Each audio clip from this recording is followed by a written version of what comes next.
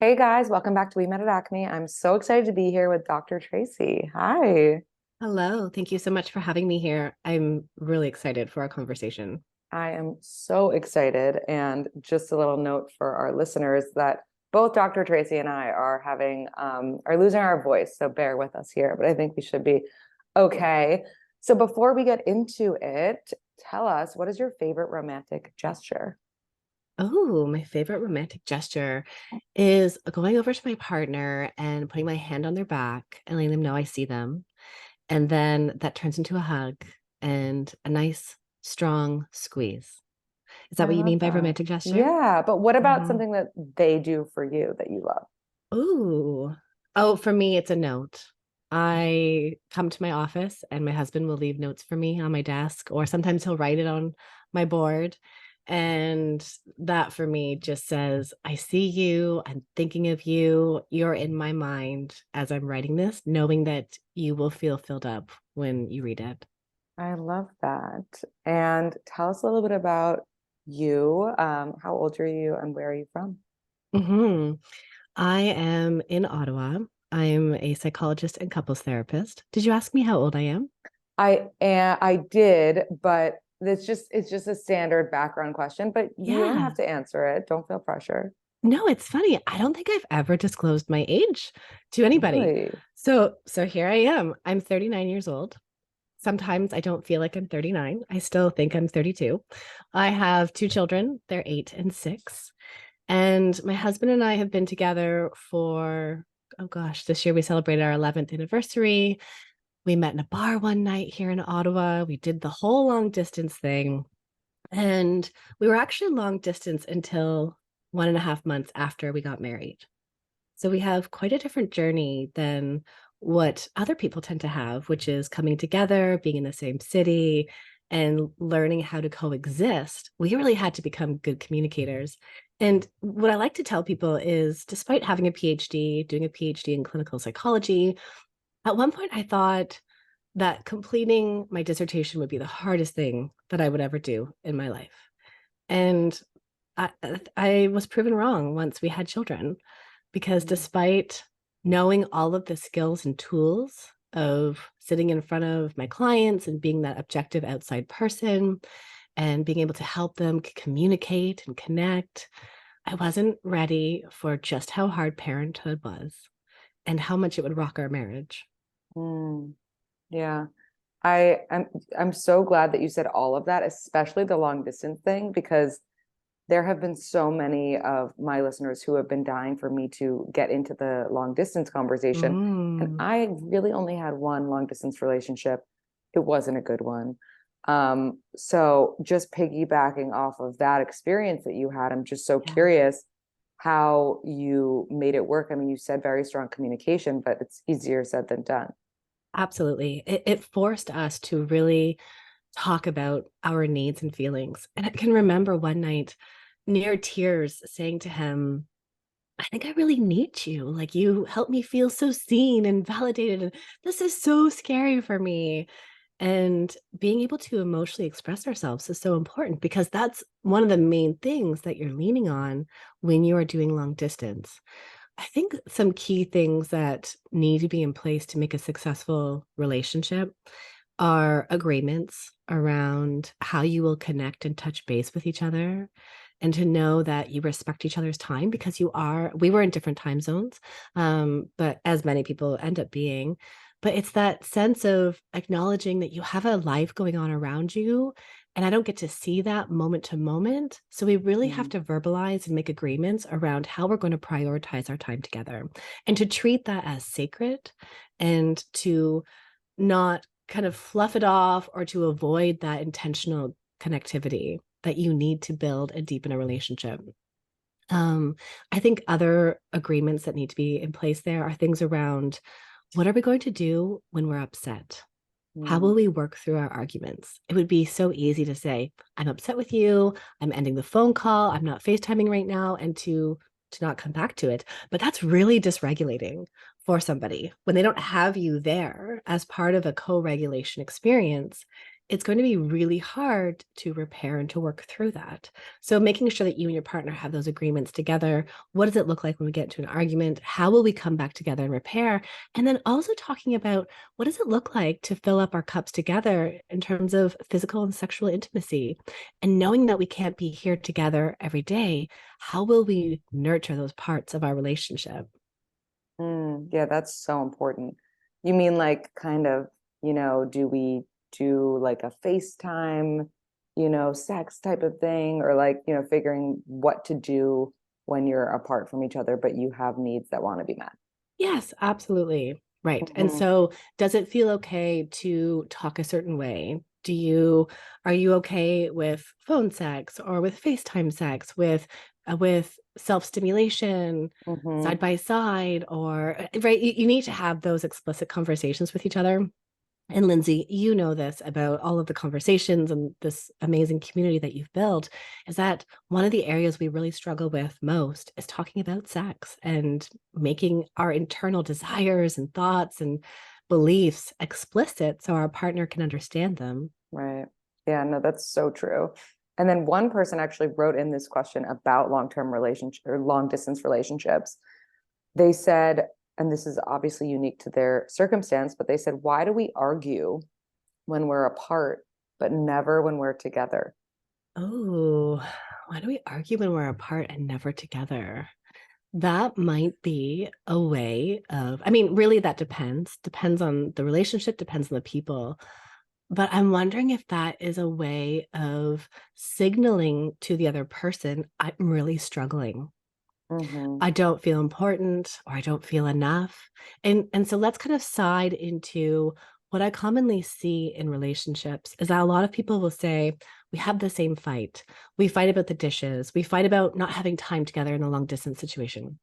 We fight about the kids or the extended family, finances. And all of these are the surface issues that couples show up into my office and say, this is what we're fighting about. This is what we're struggling with. And yet, what we know is that couples get into these repeating negative cycles that are self reinforcing. And it sounds like I get angry at you because you're defensive, because you don't listen. And the other person says, I get defensive and I don't listen to you because you're so angry. Mm, And it's like we're going back and forth in this negative cycle. And underneath that cycle are our unmet needs and longings, which sounds like, am I important to you? Do I belong? Do I matter to you? Am I enough? Am I worthy? Are we on this journey together? So when I think of that question, why do we argue when we're apart? I imagine that there's some insecurity that's coming up and a challenge of not being able to meet each other's needs. And that mhm, might need to be a really explicit conversation of how do we create security when we are disconnected? Do we do mhm. that through additional text? Do we do that through words? Do we do it by really filling up our connection bucket before we separate? Yeah, that's really interesting and so helpful. I I feel like in my past relationship where I was long distance, I related to that. What the person said. I felt like we argue when we were apart, not Hmm. as much when we were together. That relationship, obviously wasn't the relationship for me, but I did feel like I also just had so much anger to the fact that we were long distance, Oh, of which is course. why we argued when apart, because there was just so much resentment of like, why are you there and not Hmm. here? I can deeply relate to that.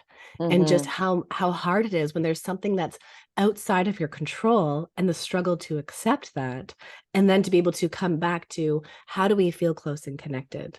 Right. But when I think of in my own relationship and we even had this moment early on in our relationship, even when we were still long distance. I remember my then boyfriend, now husband, was traveling. He was over in Ireland and he felt so insecure being further away from me, and he Mm, wanted to call and check in, and like that was his way of filling up that insecurity. Are we okay? Are we still good? And for me, I'm the type of person where it's like, you go do your experience, right. go and be in it and enjoy it. And I have hard feelings that I don't get to be part of it. And I want to shut Hmm. those down. And I'm going to be in my life right now. And so we were often on very different pages in terms of what we need and what we felt. And it took a long time for us to start to see, oh, wait, hang on. So he had to do the Tracy doesn't want to speak to me, not because she doesn't care for me and love me. Right. It's because this is something about her and she just needs to kind of package this up, but it's not about me. And I see this as a struggle in a lot of relationships is that we personalize the other person's thoughts, feelings, their mood, their opinions. We take it personally to mean something about us, when ultimately what we're trying to do in a relationship is to practice this healthy differentiation, which we're trying to build to get to interdependence. And that is a topic that I really want to get into with you. Before we get into that, because I feel like that's like so meaty, and so juicy, you had And so mentioned, relatable and too. so relatable. You had mentioned another topic that I'm very curious about, and I feel like, half of my listeners are in the same boat here, um, which was your hardest job of all, raising children, being a mother. Mhm. And especially, as a relationship expert and couples therapist, I feel like you have a perspective that, we need to hear. Hold on, the voice. And so my question for you is about like how motherhood has changed your partnership and kind Mm. of what it was like before. And then I'm going to stop talking so I can get my voice back. Before kids, our relationships often feel easy and there's more time and space. And for sometimes also too, that space is important because if we have a heated moment, we can go and do our individual things, fill up our Mhm. buckets, and then come back and maybe talk about and repair what actually happened. And what's really interesting to note is that the cycle, so for parents listening, the cycle that's happening in your relationship right now started early on in your partnership, but there were also things early on that weren't even part of your partner. They were part of our own early childhood experiences in terms of how we show up to this relationship.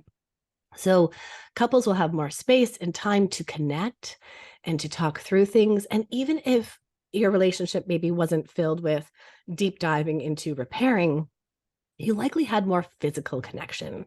And that physical connection of hugging and deeper kisses and more intimacy and sex, that all is part of releasing oxytocin, which is the bonding hormone, and that's bringing you together. Now, as parents, you are thrown into this experience. And Lindsey, one of the most common things that I hear is we prepared the nursery, our labor plan, we prepared who's visiting us in the hospital and who's coming home afterwards with us, but we didn't prepare our relationship. And what I Mm. mean by this is talking about what did you see your parents and caregivers do growing up?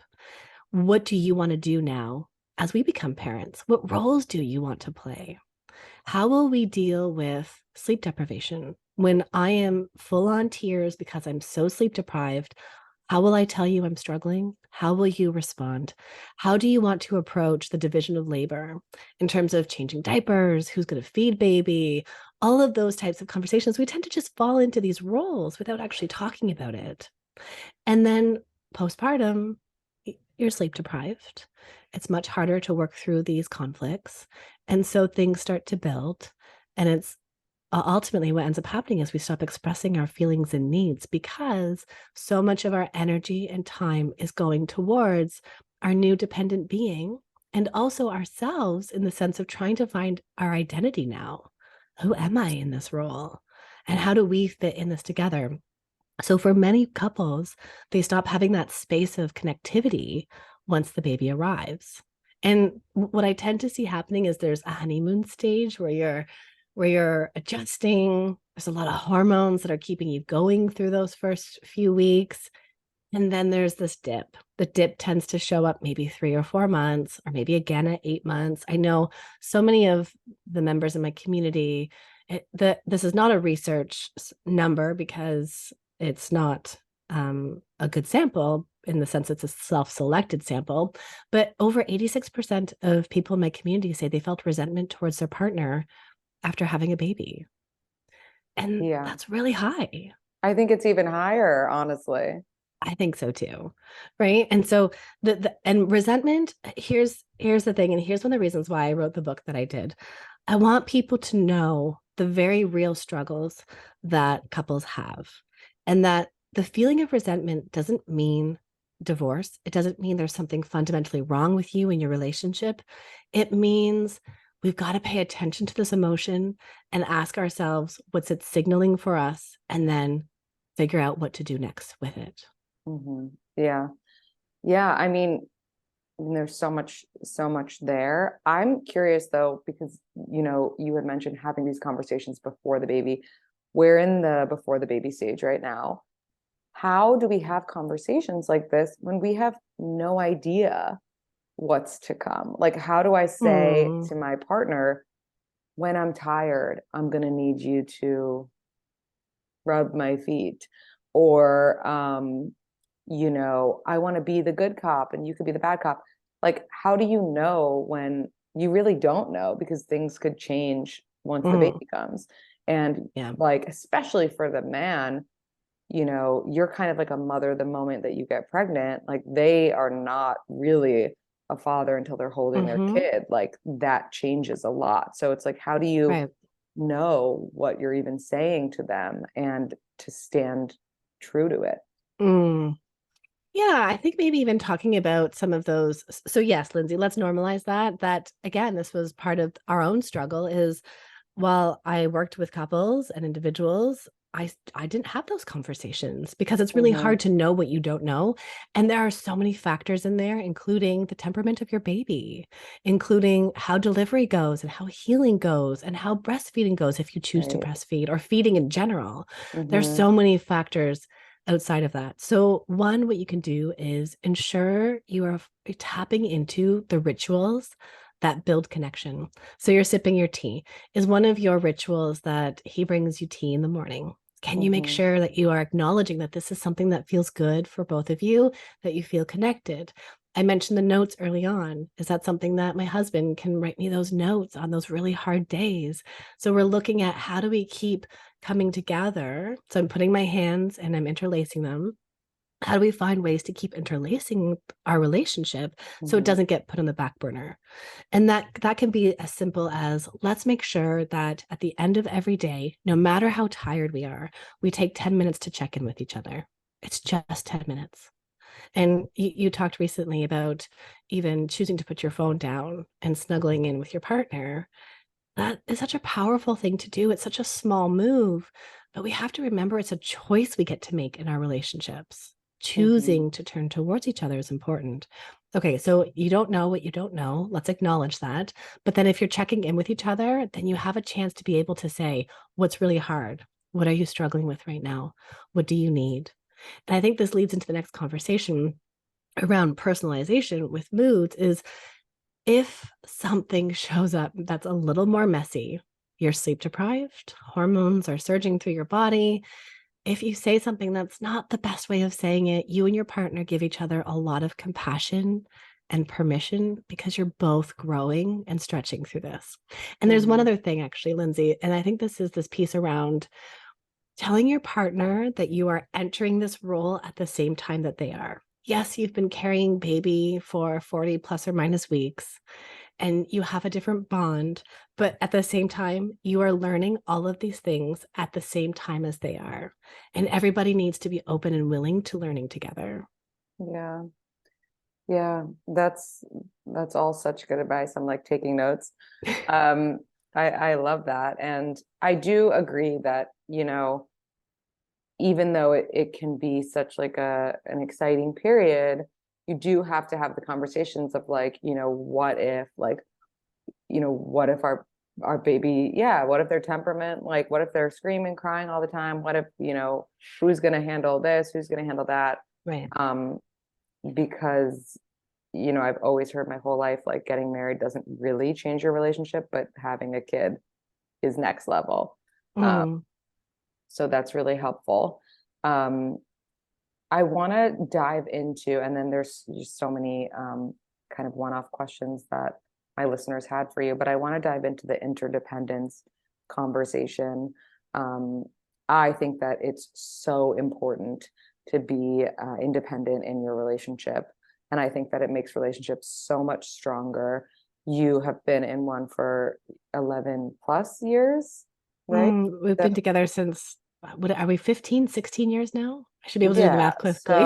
So I'm going to defer to you on this and kind of how to maintain that interdependence, how to not take on the emotions, the moods, the everything, how to not slip into a codependent Mm, relationship.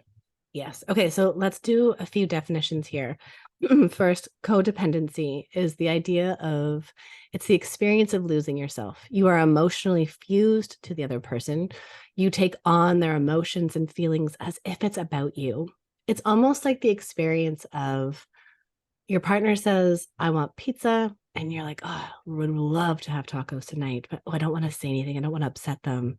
So, Mm. yeah, sure. Pizza. Pizza sounds great. Love pizza. It's Ugh, a small example. I would And never. and and if anyone is doing that, that doesn't mean you're codependent. But the bigger picture is one or both of you are giving up yourself. So I'm going to use my hands to demonstrate this. So independent, we are our own separate selves. So I'm putting my fingers together and making a circle. Within ourselves, we have our own thoughts, feelings, opinions, desires, wishes, and values. And that independent part of you is what attracted you to each other at some point. That's Mm. independence, which is fine. But codependence is when I'm putting one hand on top of the other, you lose the self. You merge with the other person and you experience their life within yourself and you lose the sense of self. The struggle here with this is that codependency actually creates greater disconnection because the more you feel fused to someone, the more they disconnect and push away. So then the challenge is what I'm seeing happen so often now with couples is one partner or both, we're now swinging into this hyper independence where we say things like, that's your problem. I'm not responsible for Oh that. no. Those are your feelings. I'm not, Hmm. you go deal with that. And there's another piece in here, which ultimately is why relationships are so hard, that it's the tension that we experience between being an autonomous and independent self with trying to find intimacy and connection with the other person. So I'm taking my circles of my fingers and I'm linking them together like a chain link because you still see that we're separate, but we're finding a way to come together. Right. And interdependence is built through this ongoing process of differentiation, which is the ability to see that I have my own thoughts, feelings, opinions, desires, and you at the same time have your own thoughts, feelings, opinions, desires, wishes, and values. And neither one of us are wrong or right or bad or good. But now we need to learn to identify and become aware of and to learn how to communicate those with our partners in a way that co creates our space, our relationship together. Mm. But what's the difference between, just using your same example of the pizza and the tacos?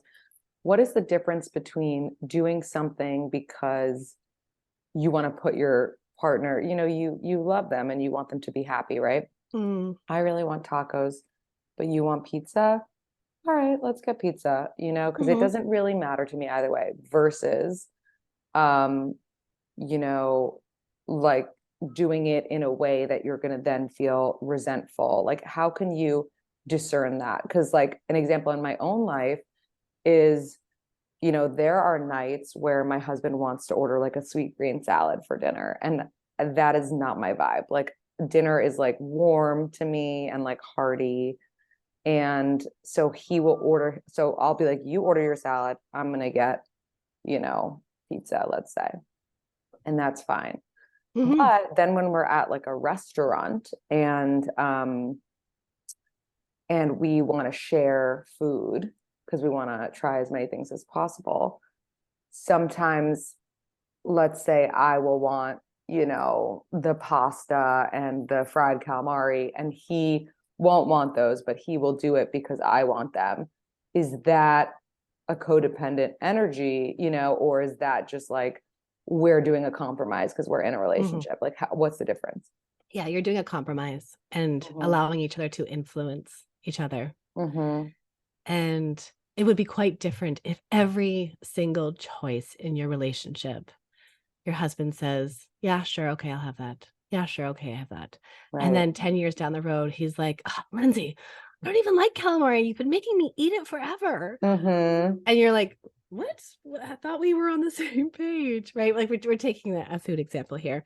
But the reality is in our relationship, one of the pieces of advice that was given to us, and I love this advice, it was around artwork in our home. And we were lamenting to my husband's aunt one day. She has been married for many years. And we said, we just can't seem to find the right art in our home. How did you navigate to get all that art in your house? And she's like, well, the reality is that you both have different tastes and you're not both going to love a piece. So one person gets to choose one room, the other person chooses the other room. And Mm-hmm. you have to navigate that together. And it, Right. it's really the essence of what it means to be interdependent is that am I always going to have to eat calamari with you? Or tonight, could I imagine trying it with you and letting you influence me? And this is me compromising, but ensuring that I also get this other dish that I really want. Right. That's quite different. But if every time your partner says, I want X, and you feel this like gut wrenching pull that's like, "Oh, I really don't want that," but you ignore that and you push it down, then I would start to wonder, where are you? Where's your identity? And being able to navigate that autonomy within your relationship. Does that make Mm. sense? Yeah, no, it makes a ton of sense. And it leads me to one of the questions that came up, which is just like, let's say that you are someone who is very empathetic and overly sensitive Mm. in your relationship. How, What a powerful way of being. Let's just pause to acknowledge yeah, that. yeah. Right? What a gift. Mhm. And the people who are very empathic, they do have a special gift. And we also have to work with that. Go ahead. They definitely do. And it's something that I am not as familiar with because I don't um identify really as an empath, which is interesting because I feel like everyone does, these Mm, days. Like it's like trendy to say yeah. you're an empath, but I don't know. Maybe I'm not. Maybe I am, and who knows? But this person had written in about like how to be less like that, and I don't think it's because they think it's a bad thing. I think they Mm, recognize that it's a gift, but they also recognize that it's a curse, and you can be taken advantage of in yeah. a relationship. Oh, absolutely. So this then, I like to use the analogy of almost like a gate or wrapping yourself in bubble wrap or something that's like if you're porous and open and you can close it like a vent or a filter. Hmm. And so for our highly sensitive people, for our empaths, we want to acknowledge that it is not your job to take on and solve and be the caregiver to everybody in your life. And in fact, you become healthier when you can learn to change that fence opening or the filter opening and use more discernment when it comes to what am I letting in? What am I willing to take on? And what am I not? So, people who are more empaths need to practice building that fence or the gate changing that says, this is not about me. I don't have to take this on. I can be here. And in some ways, this is what therapists do as well, right? When we're in therapy, I'm not going to get lost in my client's emotional experience. I'm at a working distance from it. And it's the reminding yourself that this isn't yours to fully take on and to feel. And sometimes, depending on who that's with, that might say, I can't be this person with you to jump into all of this stuff all the time. And acknowledging I don't have the bandwidth to do that with you right now with all that's happening in my life. Or even in how you respond to people, which might be, do you so I'm thinking of some of the empaths that I work with my highly sensitive clients. Even myself identify as a highly sensitive person. Do you sit across from the person that you care about? And do you ask questions? Do you invite them to tell you more? Do you um, empathize with them? Do you check in on them? That's all you having that gate really open. But then remembering that you have a choice. And so if someone's coming to you with something really hard, you might decide not to ask all of those questions and instead say, wow, that must be really hard. I see that for you. And Mm, then being willing to change the topic. And so we always Mm, have choices in how we show up in our relationships. And I think that, again, if we come back to that differentiation piece, we need to have an awareness of what's happening inside of us so that we can decide, what do I want to do in this moment to build this relationship with you? yeah, that's really interesting, and that like is kind of like a boundary in itself. Um, and I, Absolutely. so would you say that empaths need stronger boundaries than other people? Mhm. We have, Hmm. empaths tend to have more porous boundaries. They tend Hmm. to take on and feel things from the world. And it's not that we want to get rid of that skill or that tool that they have, that way of being. It's just to say we need to be more selective and Hmm. really in tune with, where am I today? What do I want this relationship to develop into? How do I want to show up here? Um, and that can be really hard to do, especially if it's mixed in with being a people pleaser and a Right. caregiver. Hmm. And speaking of people pleasing, this question is really interesting to me. I'm like, I have an answer, but I'm very curious what you think. Mm. Is it wrong to expect your partner to be mostly happy around you? Hmm. My question for that person is, what is it about them being happy that gives you something? Hmm. If and then if they're upset, what does it mean about you Hmm. and your lovability? Mm. So if you are desiring, this is a big topic in my community, and it's, I think it's one that really breaks down into what it means to build a differentiated relationship. And what does it mean if the other person is having a hard day? And there's an element in here. So let's make sure we have a caveat to this conversation that says it depends on what this looks like for you. If your partner is always in a difficult negative state, always, always, is this perhaps part of their personality? Is this their disposition?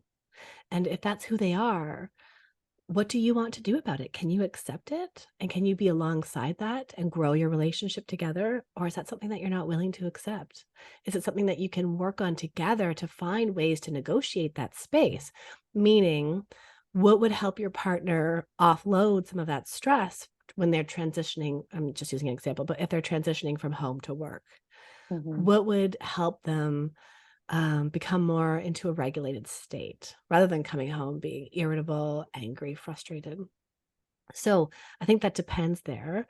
But then the other piece that's a very real reality is that our partners feel safe coming home. They feel safe with you. And it's one thing when we're talking about respect. So respect is needed in a relationship. Trust is needed. And it's not okay to be verbally or physically abusive. That's not tolerable behavior. And if your partner also comes home and they're slamming cupboards and stomping around and name calling to you, that's also not okay. So it's asking ourselves what behaviors are acceptable and are not. But then when it comes to dealing with these hard moods, you have to kind of work together through that. And giving feedback to your partner might be important by saying something like, you know, I know that this is not about me when you come home. And at the same time, it's really hard for me to connect with you when you come home in that state. And could we find some ways for you to deal with those feelings that would be more helpful so that it doesn't take away from you and I nurturing our connection and the good stuff in our Hmm. relationship? Yeah, that's so true. I also love what you said. It's like you you should be able to excuse me, you should be able to feel whatever you're feeling in front of your partner. And so the reason I dislike this question is because like, why do I have to be happy around you all the time? If this is a good relationship, we're past the honeymoon stage, Hmm. we really know each other, I'll be however I am. And obviously, ideally, right? I'm happy, but it's not on you as my partner to make me happy all the time. So Right. for this person to be like, it's wrong that my partner isn't just happy that I'm around them, that's not that sounds like a little toxic, because It, your partner is not, they don't exist only around you. They have other things going on in their life. And of course, baseline, like, you should be happy with your partner as often as possible, but there's going to be days where you're just having a bad day, and that's okay. yeah, so that comes back to that question for this individual of what kind of messaging did you receive growing up about having negative feelings? What did you Hmm. learn watching your caregivers? Did they have, Hmm.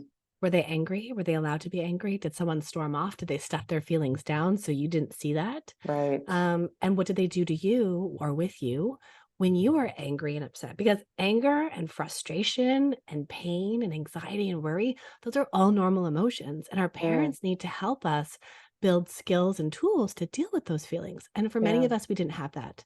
We grew up with messaging around, um, push that down. Don't be sad. You're making mommy angry, or you're not allowed to have those needs and feelings. Hmm. There's no space for that here, right? Like, Right. suck it up. We got to get to school. There you go. And those are, they often become implicit beliefs for us, implicit memories and messages that we buy into, and then we put them out into our relationship. And so I think for this one, rather than looking out to your partner to want them to be happy all the time, start going inwards and asking yourself, what's this really about for me? Do I Hmm. even allow myself to be messy with my partner? Mm. And what would that be like to start doing that? Right. I love that. Yeah, And such then a good kind of question. on the other side of it, like, for this person, or a different person or someone in a similar situation, how to get your partner to realize your emotions are not their fault or because Oh, of them, right? Like, it's like, you're good, like, you're you're great, it's good. not you, Yes. like, I just, let me be in my feelings right now. And again, this goes back to that emotional fusion that so many of us experience in our relationships because our parents didn't teach us, or a previous relationship didn't allow Right. for the Mm-hmm. space to be two separate people. And so then we show up in this relationship and it becomes really hard. And this was actually, I really want to normalize this experience because this is not a red flag, a relationship ender. This is actually one of those moments where you are in an important stage in your relationship where you're learning to renegotiate this stuff. And this was an experience my husband and I also had. And it was him learning that if I've got to look at my face or I'm kind of in a mood, that's not about him. And he has to practice internally saying to himself, I'm okay. I'm enough. I Mm-hmm. am loved. And she's having something that's happening. And I can ask her and I can say, hey, I'm noticing this. Is there something going on for you?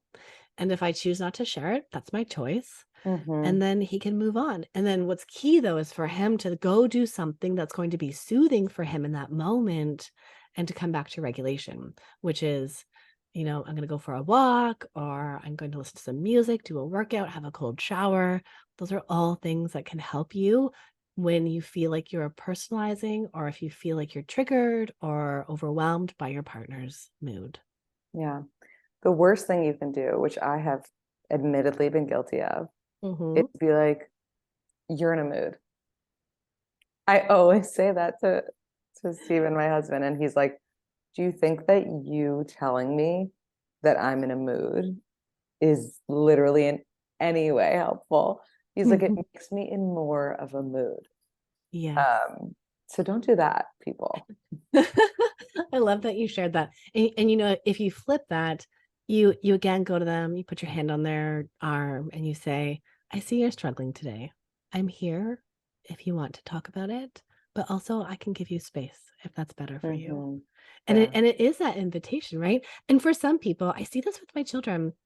One of my one of my children, they like to run away and go to their room and be on their own in their feelings. And it's always that delicate balance of, am I there? Do they want me there? Do I force myself in there? But I have to respect also too now that they're getting Mm. older, right? And then the other one is more likely to vocalize what that feeling is. And that's just a disposition piece. We're all different with what we do with our feelings, and that's okay. Yeah, that's such a good point. Relationships are hard, aren't they, Lindsay? Oh my God, yeah. And since you're on the other side of it, someone had written in how to get the spark back post Oh, kids. I feel yes. like we're friendly roommates, they said. Oh, that roommate stage is so real for so many people. This is such a common experience. And also just really wanting to normalize this because people don't commonly talk about this. You don't go out with friends at dinner party and be like, "Hey guys, raise your hand who's in the roommate stage this time." Right? Mm-hmm. Um the roommate stage is a sense of almost being parallel. It's like parallel play, you're side by side, but you're not crossing over to the other person. One of the best things you can start doing is to go back to your daily rituals of connection, which look like, can I hug you for 30 seconds in the morning before turning to my phone or my emails or my to-do list or getting in the shower or working out? Can I greet you at the door? Can I kiss you for, and anyone listening today, just try this. Just be willing to try something different today. Go and give your partner that 30-second hug, squeeze them for 30 seconds, or a 6-second kiss. Because again, going back to that parent space, or even just any stressor in our life, when we're trying to survive difficult things, our relationship goes in the back burner. And it's not the big weekend away that's going to help restore this. It's the small things frequently. Saying to your partner and labeling this, I think, is helpful, not in a blaming way, but in a way of, hey, we're kind of doing this parallel thing. And I miss you. And I miss the fun parts that we had. Do you remember when we did the thing and that was so fun and like it was exciting? You can recall memories. That's really good. And then saying to your partner, let's shake this up. Let's plan a date. If we can't get a babysitter, maybe we eat dinner once the kids go to bed. Maybe we try a new board game. The reality is that relationships need intentionality for connection. Mm-hmm. And we also need experiences together to be side by side, doing something that is not necessarily traveling the world, but it might be trying the new recipe, learning a new board game, trying the different cheese or whatever that might be. Yeah, the intentionality is so important. Like, Mm. I feel like so many of these people are like, how do we get the spark back post kids? Hold on, I'm just on TikTok. And it's Right, like, no, no, no. Like, turn to your partner. He's right there. She's right there. And have an intentional moment with them. Every time I'm intentional with my partner, it leads to, something nice. right. And whether that's just like hugging and kissing or sex, whatever it is, it's funny. I tend to like, not like be bitchy, but like not be super like sweet and nice during the week when it's like, work stuff. But whenever I decide to lean into being sweet and nice with my partner, he's like all over me. And it's so easy to do. It's just like I don't do it. So it's like think about what your partner likes and like try to intentionally do that. Um, Mhm. because it works. It really works. It's a dose effect too. The more we do it, Mhm. the more we're going to practice it. The more the Gottmans talk about putting deposits into your love bank, the Yes. more deposits you have in your relationship. And then also, let's not pretend that we are better at managing life than what we really are. If it's not scheduled, it doesn't happen. I don't work out if it's not in my calendar, if I don't plan for it the night before, if I don't put my running shoes out the door with my workout clothes. This is the Hmm. same thing with our relationships. It's Right. okay to schedule something, and that helps you to have a regular routine of putting that in there. Yeah, agreed. The last question, and then I'm going to ask a final quote or piece of advice, is how to express your feelings to your partner in the moment rather than after the fact. Mm, I have the opposite problem. All I do is express them in the moment and not after the fact. But this person, would rather, I think, say it as it happens. right, right. And this is a good one to ask yourself, where am I at in terms of my nervous system? So I use our bodies to understand what's happening in us. And I think it's so important, such an important piece in terms of how we show up in our relationships. Mm-hmm. Where's my body in this moment? Is my body in a state where I can communicate this in a way that's going to help my partner understand it? And remember, in a relationship, there's two people. Where's my partner at right now? Mm-hmm. Because sometimes the biggest fights that can happen is when one person's tired, one person has their hand on the door handle to go out the door, and you drop the thing, and it we have to consider both people. So in this moment, when I want to share with you, can you hear it? Can you receive it? That's the first Mm-hmm. thing. Mm-hmm. And then the other one is, am I regulated enough to share this? Have I Mm-hmm. made sense of what's happening in this moment? Do I understand what my feelings are? Or am I focusing outward on the other person? Meaning, you need to change. You never do this. And when we're focusing outward, we are not connected to the self. We want to go inward. So, how do you share it inside? There's a really simple script idea that you can use, which is fact plus feeling. You said you would be home at 5 p.m. and you didn't let me know that you would be late. I felt anxious waiting for you Mm-hmm. and felt uncertain of what our plans were for dinner. That is one of the easiest things to do. And Lindsay, the challenge that shows up in relationships is we often start to do all of this like emotional gymnastics. Mm-hmm. And we start to say things like, we give all the examples of why our feelings are justified. Or we bring up reasons from the past or why this is so important to you. Just leave it simple. Yeah. Fact plus feeling. I love that. And I feel like anytime I say it like that, I get the perfect response back. But if I were to do it in a more attacking way, I wouldn't. So Right. that's really helpful. Um, okay, I'm going to ask actually a few rapid fire really quick, and then I'm going Ooh, to ask for a quote, a piece of advice. These are just like these fun poll questions we do on I our love it. Instagram story. Can you learn how to be charismatic, or is it something you are born with? Yes, you can learn. Really? I feel like that's so talented, Mr. Ripley. Like you just have to have it or you don't. Um, your fiance is planning to ask someone to be a groomsman who you don't like and wouldn't want in your wedding. Should you tell him how you feel or stay out of it? How will you feel in 10 years? Yes, you should tell him how you feel. And at the same time, seek to understand their reasoning behind that. So, again, Mm, key principle in our relationship curiosity. We need curiosity. always. Do you feel like you shrink into the crowd at parties or have a large noticeable presence? Oh, I'm somewhere in the middle. Mm-hmm. Mm-hmm. If you really liked someone, you'd feel fireworks during the first kiss. True or false? False. Mm. What do you think?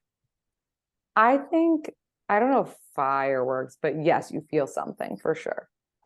You feel something, but Hmm. also recognizing, and this goes for the first time you have sex as well. It's clunky. It's Hmm. supposed to be clunky because you don't know the other person. Right. Where are my hands? Where are your hands? Do I like it? Does it feel good? Do we do this? Do we do that?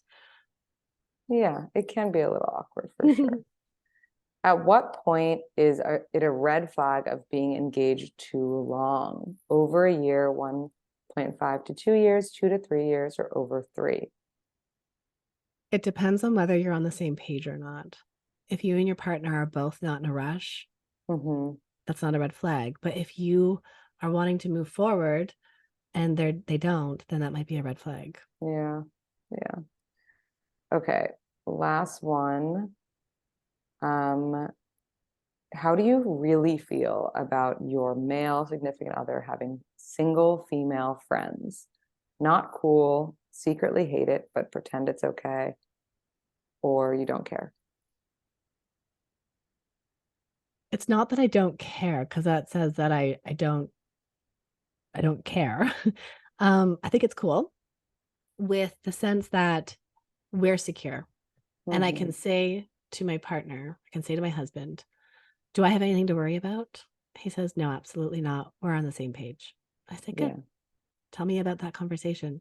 And we're Hmm. cool about it because he tells me about it Right. and he's open about it. And there's no Hmm. secrets. And the other person knows who I am. And perhaps we're all hanging out. But can there be an enrichment with the opposite sex? Yeah, absolutely. Hmm. Yeah, agreed. This has been so amazing. Dr. Tracy, can you leave us with a quote or piece of advice? So I would love for you to write down, so people who are listening, I would love for you to write down this piece. I am me, you are you, and we are both okay. And to Yeah. practice that anytime something difficult happens, anytime your partner says something that you don't understand, just remind yourself, I am me, you are you, we're both okay. And then use that to bring in more curiosity and questions with your partner so that you can practice that differentiation and getting on the same page. I love it. And your book is called I Didn't Sign Up for This. Where can everybody find you Mhm. and order the book? Yes, my website is drtracyd.com. All the book details are there. My book is called did you just say that? I didn't sign up for Yeah. this. This must be like us losing our voice near the end of our session Exactly. together. Um, yeah, it's a book. It's not your typical self-help book. It's part self-help and part memoir. And I write about four couples who all said the same thing in my office. I didn't sign up for this. And I show the Mm, work that they've done to build a healthy interdependent relationship. And I also put more of my story in the book, which has been really fun to see just how the stories have resonated with so many people. And of course, my favorite place to hang out is on Instagram. So after listening, send me a DM, say hello, and let me know what stood out for you today, aside from you and I both losing our voices today. exactly. Thank you so much. This was so great. Thank you. Thank you, Lindsey.